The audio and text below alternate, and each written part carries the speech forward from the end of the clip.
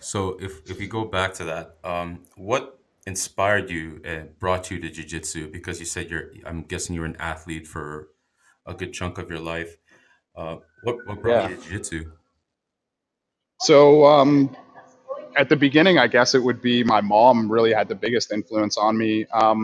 Her dad, I was actually born in Scotland and in Glasgow. And when my mom was growing up there, her dad used to take her to see some of the best lightweight boxers spar and practice at the time. Her love of boxing translated to watching ESPN Friday Night Fights with me and my brother on TSN, the local station up here in Canada, and that just kind of spurred me into my love of the fight game. And when I was a kid, I was always following fighting in some sense. Even like Olympic judo, I would watch. I remember, but I was a kid that have that story. I snuck the first UFC tape, the UFC one tape.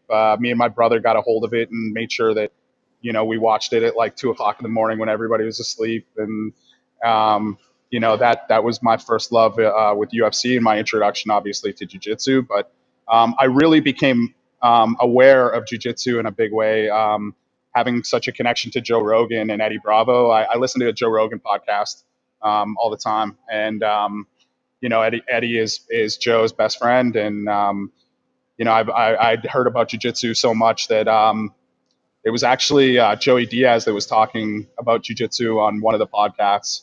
And whatever Joey was saying about jiu-jitsu, it was helping him and it was helping him lose weight. It just made me really want to go try jiu-jitsu when I got better. I was actually in hospital at the time. I was going through some medical issues, and I knew when I got out of that hospital bed that I really wanted to try jiu-jitsu.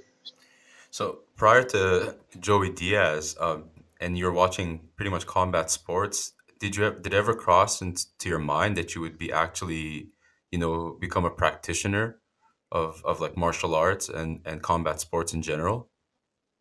Not even once.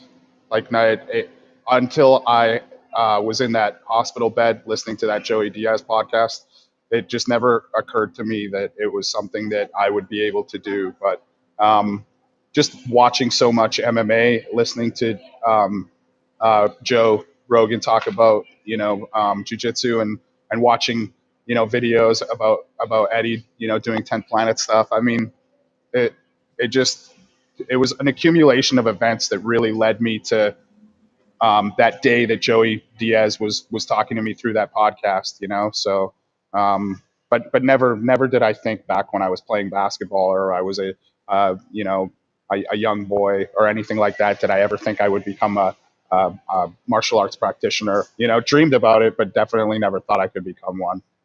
Hi, Pete. Sorry, you got cut off there, but it's all good. All that happened was my phone timed out, so I just got to be aware of it a little bit more. Okay, it's all good. I was just telling everyone here that you're on a Canadian tour. You're at the airport right now, trying to catch a flight, but you're kind enough to give us like an hour of your time to talk about your story. So, Yeah. going back to that story with Joey Diaz inspiring you, what was it about Joey Diaz that inspired you? Was it like the weight loss, the fact that he started jiu-jitsu at a late age? Like, what was it exactly? Yeah, all of that, and just as well about the community aspect of it. He talked about being very social, and it giving him, like all the people around him were inspiring him and giving him motivation. So um, it was just something that I felt I needed at the time. It was everything I needed to stay fit and active. I needed a sense of community, and I felt like it was going to be a good idea to spend time learning a good life skill, like being able to defend myself. So yeah, it was just whatever Joey was saying. It was really inspiring at the time, and all of that weight loss that he was going through, and his better mindset. Um, it's just an easy thing to just be inspired to go and try it. Yeah, that's really cool because BJJ martial arts in general changed a lot of people's lives. And take us to the first day when you started training jiu-jitsu, when you first walked into the gym. Can you tell us what was your experiences when you first walked in and met the instructor? Yeah, so my coach, my first coach, was actually pretty good with me in the beginning. I sent him a message across Facebook and asked him if he, I told him about my situation. I told him about my disability. I told him about my sport background, and I asked him if he thought it was something that I could do. And he was pretty straight up with me. He said, "I don't know if it's something that you could do, but why don't you come down and give it a try, and we'll both see." So I actually took 2 weeks worth of private lessons first, just to kind of get to a place where I felt comfortable. Because the first class I actually went to, I sat on the sidelines, on the bleachers, and watched a class, and it was really intimidating to see guys like sparring at the end of the drilling portion of class. So I didn't know if I do enough to take part in the sparring session. So I really wanted to take an opportunity to take some private lessons and see if I was capable of just being competitive.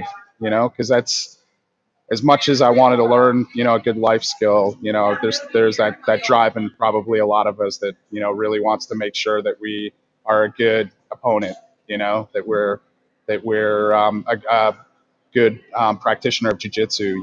And so I took those classes and I found out right away that I found some early successes, and everybody was really welcoming, and it was just really easy to fit into classes right away. So I just remember my first class being, I was pretty scared, man. I'm not gonna lie, I was pretty frightened, but I got a lot of one-on-one attention from a lot of the higher belts, and that made it really easy for me. The transition to working with people, my own level was pretty easy after a couple of months of training with high belts. So, and then we just kind of tried to develop a framework to build off of, a couple of techniques, and the rest is history, really.